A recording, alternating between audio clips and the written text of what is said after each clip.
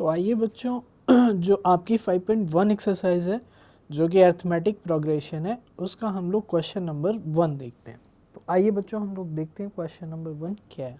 ठीक है, तो क्वेश्चन नंबर 1 में बच्चों इंस्ट्रक्शन अगर आप देखेंगे तो in which of the following situation does the list of the numbers involve, यानी यहाँ पर कुछ सिचुएशन दी गई है तो उस सिचुएशन में कुछ नंबर्स रिप्रेजेंट करने के लिए रिक्वायर्ड होंगे। तो does the numbers involve make an arithmetic progression and why. तो अर्थमेटिक प्रोग्रेशन का मतलब हुआ बच्चों, आप सभी को पता है अर्थमेटिक प्रोग्रेशन क्या है, क्योंकि हम यहाँ पर एक्सरसाइज को डिस्कस कर रहे हैं। तो what is arithmetic progression? It is a progression in which जो आने वाला टर्म है उसमें क्या होता है, कुछ ऐड हो जाता है एक फिक्स नंबर और फिर हमें नेक्स्ट नंबर मिलता है। जैसे फर्स्ट नंबर से हमें सेकेंड नंबर को फाइंड करना है तो एक वैल्यू होगी कुछ फिक्स जिसे हम कॉमन डिफरेंस बोलते हैं। अगर हम उसको फर्स्ट में ऐड करेंगे तो सेकंड मिल जाएगा और वही नंबर सेम हम सेकंड में ऐड करेंगे तो थर्ड मिल जाएगा। यानी अगर हमें दो चीज़ें पता है कि फर्स्ट टर्म क्या है और कॉमन डिफरेंस क्या है तो वो हम पूरी एपी को फाइंड कर सकते हैं उसमें जितने भी टर्म है। ठीक है, जैसे सपोज करिए यहाँ पर बच्चों क्या दिया गया है, the taxi fare after each kilometre when the fair is ₹15 for first kilometre. तो 15 रुपए क्या है इसका फेयर है फर्स्ट किलोमीटर का and ₹8 for each additional kilometre, यानी 8 रुपए एडिशनल किलोमीटर के लिए उसको क्या करने पड़ते हैं, पे करने पड़ते हैं। तो बच्चों यहाँ पर लिखेंगे फॉर फर्स्ट किलोमीटर जो अमाउंट उसको पे करना पड़ेगा, यानी कि फॉर फर्स्ट 1 किलोमीटर जो फेयर होगा the fare will be वो कितना होगा स्टूडेंट्स, 15 रुपए, जैसा कि यहाँ पे गिवन है 15 हो जाएगा। लेकिन जब आप उसके आगे 1 किलोमीटर फिर जाएंगे तो एडिशनल किलोमीटर 8 रुपए आपको पे करने पड़ेंगे। तो हमें कुछ 2-3 वैल्यू एटलीस्ट चाहिए कि ये पता करने के लिए कि ये एपी होगी या फिर नहीं होगी। ठीक है, तो आइए अब हम लोग देखते हैं फॉर सेकेंड किलोमीटर, यानी 1 किलोमीटर तो वो चल चुका है, लेकिन जो नेक्स्ट आने वाला किलोमीटर है फॉर 2 किलोमीटर जो फेयर होगा, अगर हम 2 किलोमीटर की बात करें तो भाई 1 किलोमीटर के लिए तो 15 लग रहा है, 15 तो लगेगा ही लगेगा, लेकिन 8 रुपीस और लगेगा क्योंकि 8 रुपए एक्स्ट्रा लग रहा है। तो यहाँ पे क्या लगेगा बच्चों, 23 रुपीस लगेगा। कितना रुपए लगेगा, 23 रुपये, यानी 23 रुपीस फॉर 3 किलोमीटर। आपको यही बताना है कि जो किलोमीटर्स हैं उनमें जो फेयर लग रहे हैं उनका क्या होगा, नंबर जो आएगा वो जो फेयर होंगे क्या वो एपी को फॉर्म करेंगे, आपको ये बताना है। ठीक है, आइए फॉर 3 किलोमीटर, अगर हम 3 किलोमीटर की बात करें तो जो 2 किलोमीटर का तो लगेगा ही लगेगा, लेकिन 8 रुपये और लगेगा क्योंकि 1 किलोमीटर आप और एक्स्ट्रा जा रहे हो।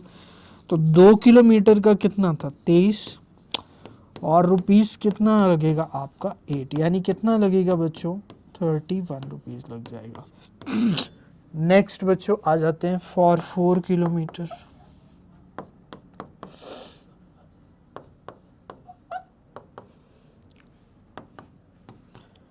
₹31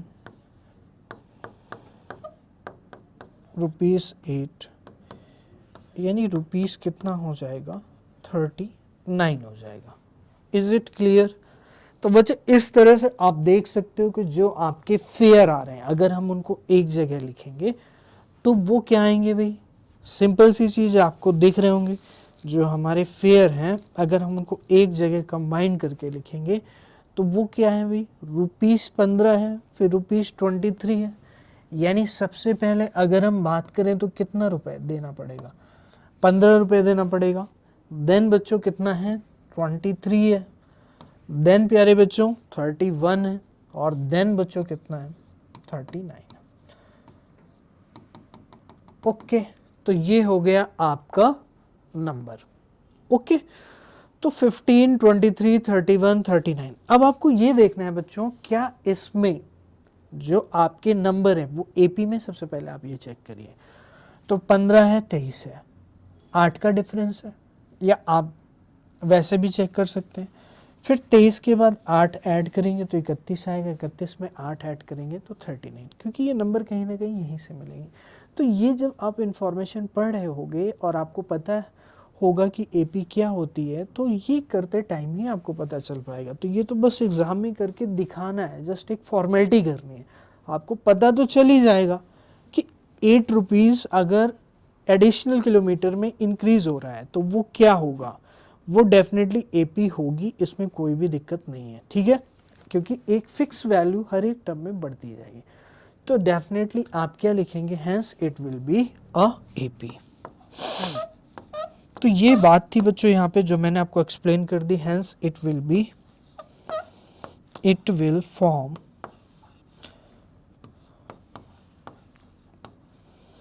एन एपी।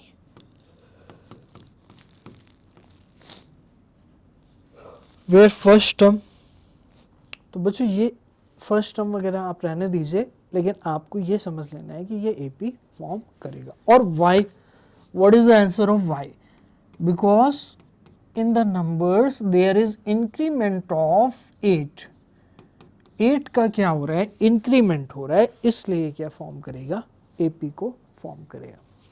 तो आई होप ये चीज़ क्लियर हो गई होगी, you can note it down, आप इसको नोट कर सकते हैं। फिर हम लोग बच्चों आगे चलते हैं। आइए बच्चों आगे देखते हैं हम लोग अब सेकंड क्वेश्चन को, मतलब क्वेश्चन फर्स्ट का सेकंड पार्ट देखते हैं, ठीक है। तो the amount of air present, बहुत ही अच्छा क्वेश्चन है बच्चों, यहाँ पे कंफ्यूज नहीं होना। The amount of air present in a cylinder when a vacuum pump removes 1/4 of air remaining in the cylinder at a time. तो सिंपल सी चीज़ है, आपके पास दो चीज़ें हैं, एक सिलेंडर है बच्चों, ये सिलेंडर है, और यहाँ पर कोई भी एक पंप लगा दिया गया है, ठीक है। तो ये पंप क्या करेगा, इसकी एयर को रिमूव कर रहा है। तो यहाँ पे कुछ फिक्स एयर होगी, मान लीजिए एयर जो है उसका वॉल्यूम मैं मान लेता हूँ, कुछ भी मान लो आप, मैं मान लेता हूँ V है। जो वॉल्यूम है स्टार्टिंग में उसका एयर का, वो कितना है, V है। ये चीज़ क्लियर है। तो amount of air present in a cylinder in when a vacuum pump removes 1/4 of the air remaining at a time। तो 1/4 एयर को वैक्यूम, आप सभी जानते हैं वैक्यूम पंप क्या होता है, वो रिमूव कर देता है, यानी कि वैक्यूम में प्रेशर जीरो होगा, और यहाँ कहीं ना कहीं प्रेशर है, तो ईजिली चीज़ें यहाँ से दूसरी तरफ चली जाएंगी, तो इसीलिए इसको वैक्यूम पंप बोलते हैं। तो यहाँ पर क्या होगा बच्चों, इससे एयर रिमूव हो जाती है, तो आपको ये बोलेगा कि 1/4 of the air remaining in the cylinder at a time. तो कितना रिमूव करता है, 1/4। तो स्टार्टिंग में तो V रहा होगा, एट द स्टार्टिंग टाइम,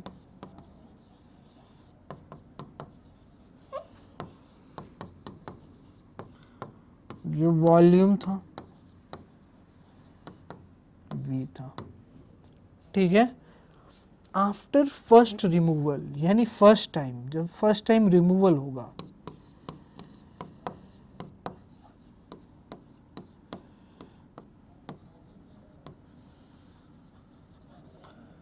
कितना एयर रिमूव होगा, कितना होगा, 1/4। तो रिमूव्ड एयर विल बी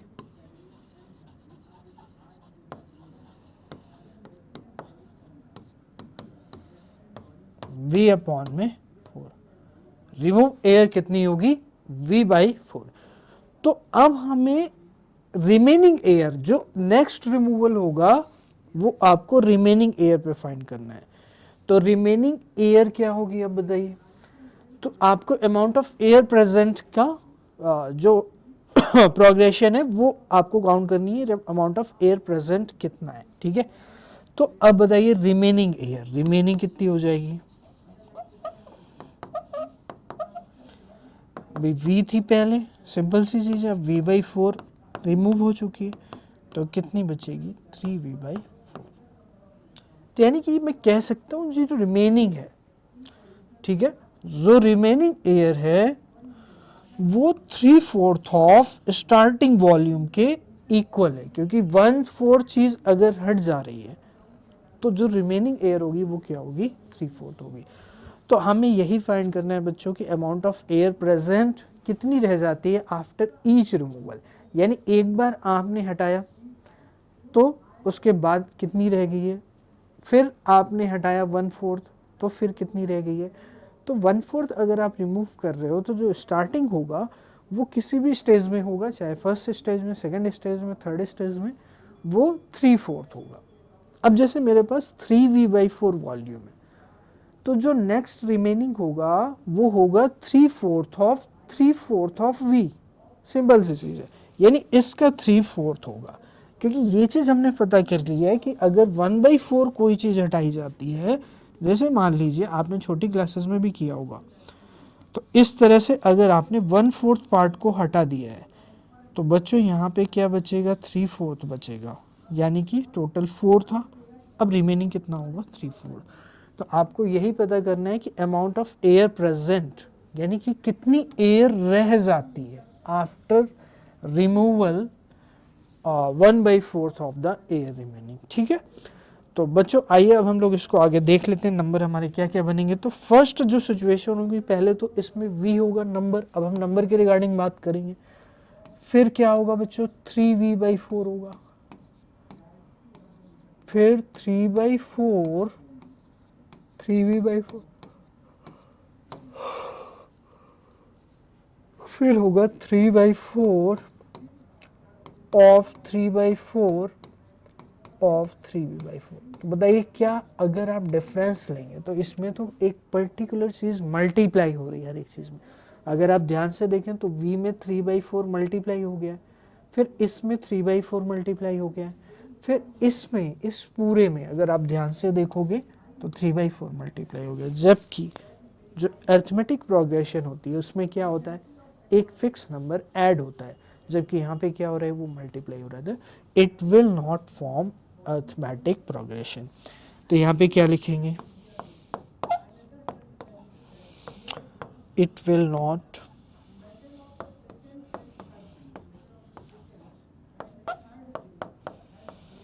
जो ये आपकी है बच्चों, इसमें अरिथमेटिक प्रोग्रेशन नहीं बनेगा और डेफिनेटली यहाँ पर कोई भी कॉमन डिफरेंस नहीं होगा। तो ये आप नोट कर सकते हैं। Then we will proceed next question. आइए देखते हैं बच्चों next question. You can take screenshot या फिर पॉज करके नोट कर सकते हो। आइए देखते हैं। The cost of digging a well after every metre of digging, यानी कि यहाँ पर सिचुएशन कुछ ऐसी है कि कोई वेल डिग करना है। वेल आप सभी लोग जानते हैं, कुआं, उसको क्या करना है, डिग करना है।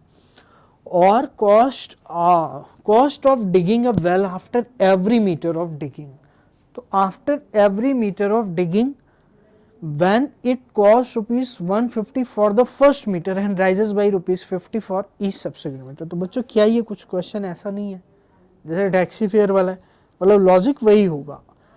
तो for the first kilometre cost, हम यहाँ पर कॉस्ट के रिगार्डिंग बात करने वाले हैं। तो आइए हम लोग देख लेते हैं cost for the first kilometre.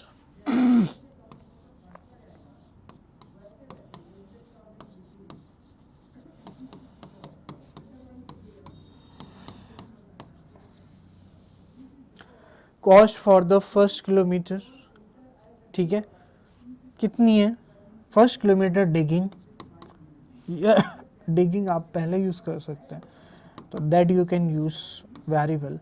तो फर्स्ट किलोमीटर डिगिंग के लिए आपको कितना रुपीस पे करना पड़ रहा है, ₹150 एंड ₹50 एडिशनल, यानी कि फॉर द 2 किलोमीटर।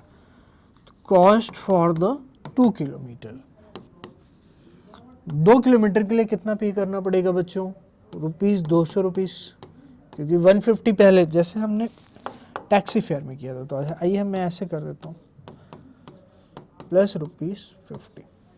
क्या ये चीज़ क्लियर है, यानी कि फाइनली कितना आएगा, ₹150 आएगा। बताइए ये कहानी क्लियर, सॉरी ₹150 नहीं, ₹200 आएगा। ये चीज़ क्लियर होगी। For the first, for cost for 3 kilometre,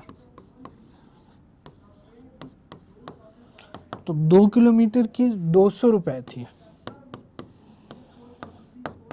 और ₹50,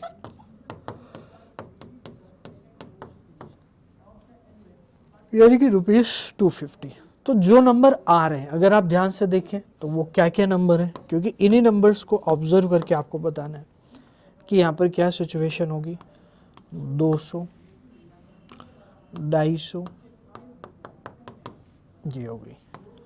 तो प्यारे बच्चों बताइए, ये नंबर है, ये नंबर, ये नंबर है। अगर ये फर्स्ट टर्म है आपकी तो इसमें क्या कुछ वैल्यू ऐड हो रही है, तो ऑब्वियस ही चीज़ है, +50 ऐड हो रहा है। फिर इसमें भी क्या हो रहा है, +50 ऐड हो रहा है। फिर आगे आने वाले नंबर में भी क्या होगा, +50 ऐड होगा। तो द सिचुएशन फॉर्म AP या इट विल फॉर्म AP।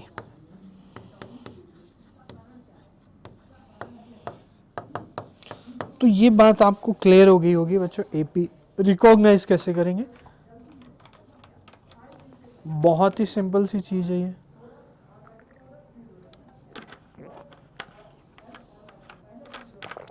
आइए देखते हैं नेक्स्ट क्वेश्चन क्या है। The amount of money in account every year when ₹10,000 is deposited at compound interest of 8% per annum. तो बच्चों इसके लिए आपको अमाउंट ऑफ मनी पे क्या करना है, आपको चेक करना है, ठीक है, क्या वो AP बनाएगा या नहीं बनाएगा। तो amount of money in the account every year में आपका अमाउंट ऑफ मनी क्या होगा, when ₹10,000 is deposited at compound interest at 8% per annum. तो प्यारे बच्चों आप सभी को ये फॉर्मूला आता होगा, आपने छोटी क्लासेस में किया होगा कि जो अमाउंट होता है बच्चों वो क्या होता है, प्रिंसिपल और 1 + R/100 raise to the power n, जहाँ n होता है नंबर ऑफ ईयर, R होता है आपका रेट ऑफ इंटरेस्ट, P होता है प्रिंसिपल, A होता है अमाउंट। तो अगर मैं 1 ईयर के बाद अमाउंट की बात करता हूँ तो मुझे N1 रखना पड़ेगा और P को 10,000। तो आइए देख लेते हैं बच्चों, P 10,000 हो गया, 1 + R कितना है 8/100 और N कितना है 1 है, 1 हो जाएगा। आफ्टर 1 ईयर, तो this is the amount after 1 year.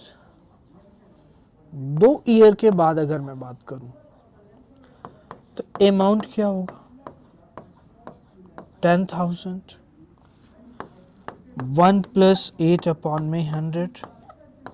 तो बच्चों ये फॉर्मूला आपको फाइनली याद रखना है। अगर ऐसा क्वेश्चन आपको देखने को मिलता है तो this formula will be helpful to you, ठीक है। तो 1 + 8/100 का स्क्वायर, देन बच्चों 3 ईयर, जो अमाउंट होगा 10,000, 1 + 8/100 की पावर 3। ओके, तो क्या ऑब्जर्व कर पा रहे हैं आप, ये ऑब्जर्व कर पा रहे हो कि हर एक बार यानी ईच ईयर, एवरी ईयर की अगर बात की गई है तो एवरी ईयर के अमाउंट में हमें ऑब्जर्वेशन करना है। तो एवरी ईयर आप अगर आप देखें तो यहाँ पर 1 पावर थी, यहाँ पे 2 पावर थी, यहाँ पे 3 पावर थी। तो मैं कह सकता हूँ कि 1 + 8/, में जो 100 है, क्या इसका मल्टीप्लाई एवरी ईयर होता जा रहा है, एवरी ईयर इज मल्टीप्लाइड। और आप मुझे बताइए क्या मल्टीप्लाई में कोई अगर कांस्टेंट नंबर मल्टीप्लाई हो रहा है तो क्या वो AP कभी बनाएगा, तो डेफिनेटली वो कभी भी AP नहीं बनाएगा, ठीक है स्टूडेंट्स। तो यहाँ पर डेफिनेटली ये AP नहीं होगी, ये चीज़ आपको समझ लेना है। तो बच्चों इसको आप नोट कर सकते हैं। तो ये हमने बच्चों क्वेश्चन नंबर 1 कंप्लीट कर लिया है, you can note it down. आइए देखते हैं सेकंड क्वेश्चन क्या है, ठीक है। देखिए सेकंड क्वेश्चन कहते हैं कि right first 4 terms of AP when the first term A, यानी कि 4 टर्म को लिखना है बच्चों यहाँ पे AP में, और फर्स्ट टर्म आपकी क्या है, A है। तो देखिए फर्स्ट टर्म आपकी क्या है, A है, ये आपको समझ लेना है। And the common difference D, common difference आप सभी जानते हैं, जो आपकी फिक्स वैल्यू ऐड होती जाती है ईच टाइम, उसे ही क्या बोलते हैं, कॉमन डिफरेंस बोलते हैं। तो ये कहानी आपको क्लियर है। यानी कि अगर मैं फर्स्ट टर्म की बात करता हूं तो वो क्या होगी, आपकी 10 होगी, और जो कॉमन डिफरेंस है वो क्या होगा, आपका डी होगा। ओके बच्चों, तो बच्चों बहुत ही सिंपल सी चीज़ है। अगर आपको फर्स्ट 4 टर्म को फाइंड करना है तो आप कैसे फाइंड करोगे, आप मुझे बताइए, आप कैसे फाइंड करेंगे इस चीज़ को। आप बोलेंगे कि सर ये हमारा हो जाएगा A1 जो कि A के इक्वल होगा, जो कि कितना है, 10 है। अब मुझे पता है कि जो A2 होता है वो मुझे पता है कि जो इसके पहले वाली टर्म होती है यानी A1, उसमें जो D होगा उसको ऐड करने पर मिलेगा। यानी कि इसके पहले वाली टर्म क्या है, A1, और उसमें क्या ऐड कर देंगे, D ऐड कर देंगे। तो बस D ऐड करते जाना है फर्स्ट उसके पहले वाली टर्म में। तो A1 कितना है बच्चों, 10, D कितना है बच्चों, 10, यानी टोटल कितना हो गया, 20।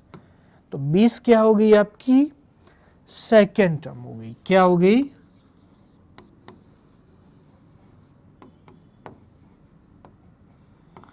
ये क्या है बच्चों,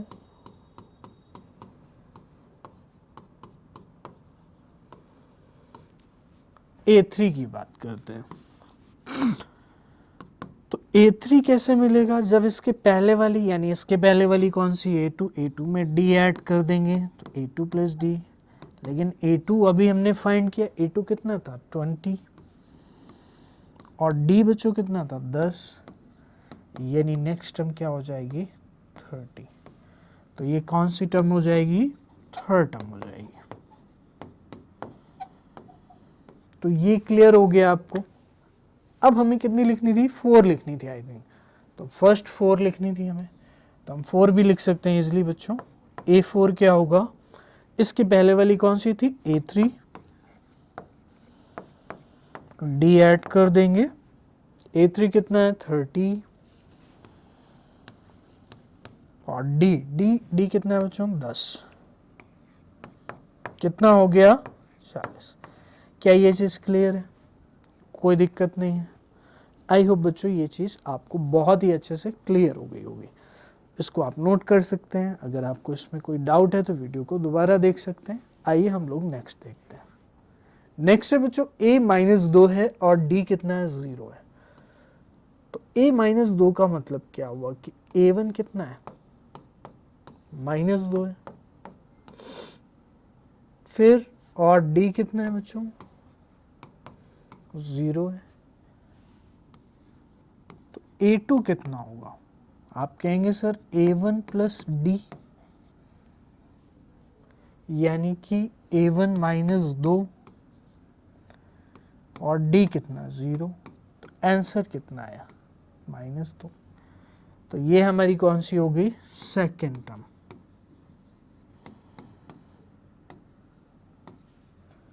बात करते हैं A3 की। तो A3 क्या होगा, इसके पहले वाली यानी A2 प्लस D। A2 कितना है, -2, D कितना है, 0, यानी कितना आएगा, -2। Third term. इसके बाद आ जाते हैं A4 पे। तो A3 प्लस D, A3 कितना आया, -2, D कितना है, 0, -2। तो बच्चों क्या आप यहाँ पर एक चीज़ देख पा रहे हो कि जितनी भी टर्म्स आ रही हैं सारी की सारी इक्वल आ रही हैं।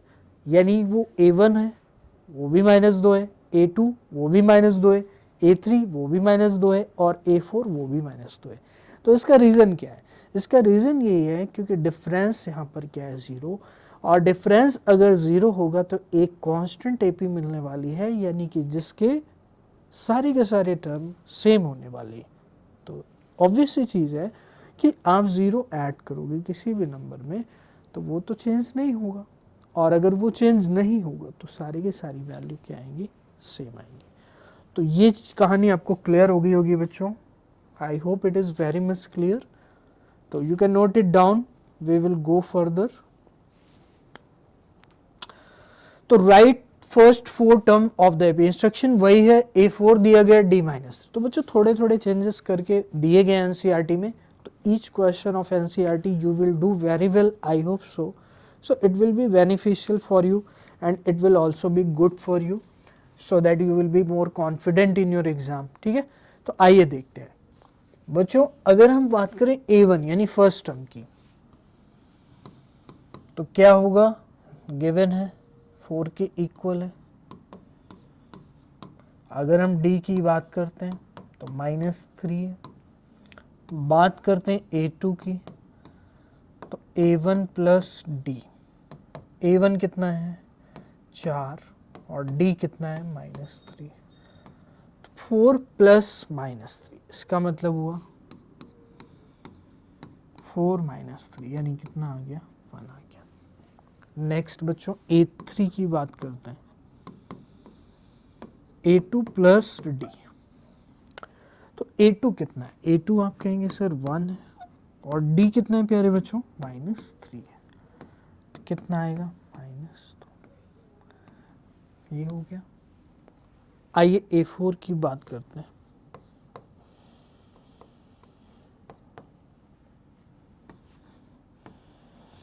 A3 प्लस D, तो A3 कितना आया था -2 और D कितना है, D है आपके पास -3, तो -2 -3 यानी कितना आ गया -5। तो 4 टर्म निकालनी थी बच्चों, 4 टर्म हम निकाल चुके हैं। तो जो 4 टर्म होंगी वो क्या होंगी -3, तो फर्स्ट 4 टर्म लिखनी थी, तो -3 1 -2 और -5।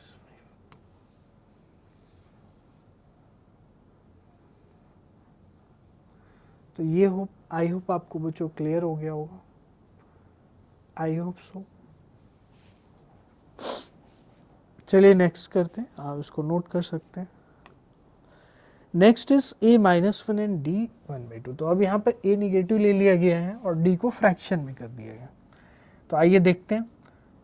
तो A-1 है यानी A1 is equal to A is equal to -1। D कितना है 1/2। A2 क्या होगा A1 प्लस D, यानी A1 कितना है -1 और D कितना है 1/2। तो -1 और +½ ऑब्वियस ही चीज़ है, कितना आएगा -½ आप करके देख सकते हो।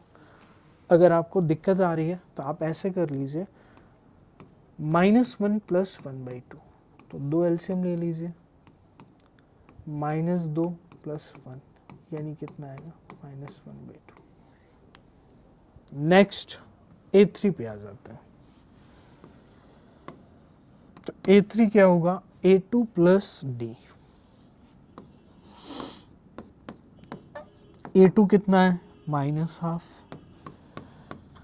D कितना है +½ तो -½ +½ कितना आएगा 0। A4 कितना है A3 प्लस D, तो A3 प्लस D, A3 कितना है बच्चों A3 आप देख सकते हो 0 और D कितना है ½ तो यानी कितना आ जाएगा 1/2। तो बच्चों आप देख सकते हो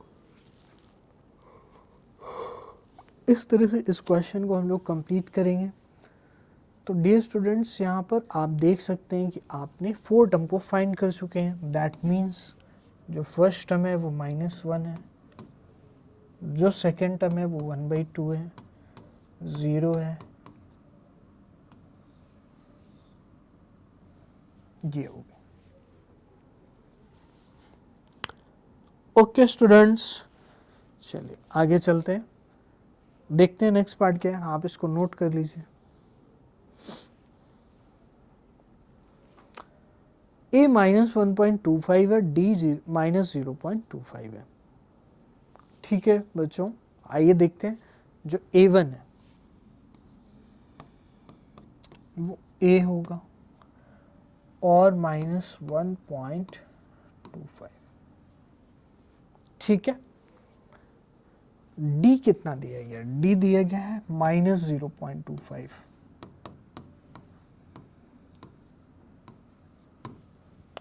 A2 फाइंड करना है, तो A2 क्या होगा, A1 प्लस डी। A1 कितना है -1.25, डी कितना है बच्चों -0.25। तो -1.25 और -0.25 यानी कि हम कह सकते हैं कि ये दोनों नेगेटिव नंबर है और नेगेटिव नंबर आपस में क्या होंगे, ऐड होंगे। तो 1.25 में 0.25 ऐड होगा तो कितना आएगा 1.5, लेकिन क्या आएगा, नेगेटिव साइन आएगा। तो ये हो गया। A3 पे आ जाते हैं, A2 प्लस डी हो जाएगा। A2 कितना है -1.25, सॉरी -1.5, और डी कितना, डी अभी हमने कैलकुलेट किया, सॉरी डी गिवन है 25। तो ऐड करेंगे तो दोनों ही नंबर निगेटिव है तो ऐड हो जाएंगे, तो -1.75, 1.75। A3 हमने फाइंड कर लिया, अब A4 फाइंड करते हैं। तो A3 प्लस डी, A3 होगा बच्चों -1.75 और प्लस डी होगा -0.25। प्यारे बच्चों दोनों को ऐड करेंगे यानी कि कितना आ जाएगा -2। 4 हमने निकालने थे, 4 हमने फाइंड कर लिए। तो बच्चों आई होप ये चीज़ आपको समझ में आई होगी, क्लियर हुई होगी। तो अब इसको नोट कर सकते हैं या फिर स्क्रीनशॉट ले सकते हैं आप। ठीक है स्टूडेंट्स, आप इसको एक बार नोट कर लीजिए बच्चों, देन हम लोग आगे डिस्कस करते हैं। तो स्टूडेंट्स आइए क्वेश्चन नंबर 3 को देखते हैं। क्वेश्चन नंबर 3 क्या कहता है कि आपको यहाँ पर कुछ एपी दी गई है, यानी for the following APs right the first term and the common difference. तो बच्चों यहाँ पर आपको जो भी एपीज दी गई है वो इस तरह से पार्ट्स में दी गई है, यानी कि यहाँ पर आपके कुछ पार्ट्स होने वाले, मैं आपको दिखा देता हूँ। जैसे ये सेकंड पार्ट है, ये थर्ड पार्ट है, ये 4 पार्ट है। ठीक है, तो इस तरह से क्वेश्चन नंबर 3 में बच्चों 4 पार्ट हैं। तो बच्चों ये आपको एपी दी गई है and right the first term and the common difference. तो फर्स्ट टर्म लिखना तो आई थिंक सो इजी है, आपको क्या करना है कि सिर्फ ये देख लेना है कि ये पहली टर्म होती है आपकी। तो फर्स्ट टर्म क्या हो जाएगी यहाँ पर, बहुत ही इजी है, फर्स्ट टर्म कितनी हो जाएगी 3 हो जाएगी। ठीक है, and common difference,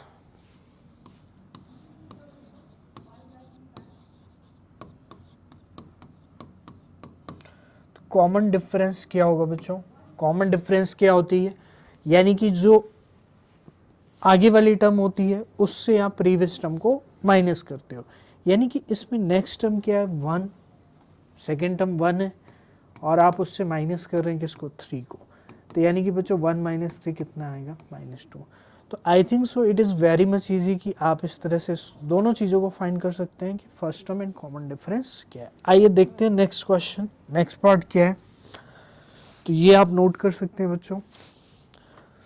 next part है बच्चों -5 -137। तो फर्स्ट टर्म यहाँ पर आप लिख सकते हैं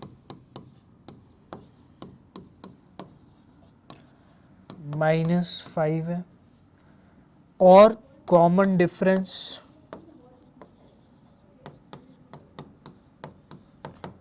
इक्वल होगा किसके, A2 - A1, यानी कि -1 माइनस ऑफ -5, यानी कि -1 + 5, यानी कि कितना आ जाएगा 4 आ जाएगा।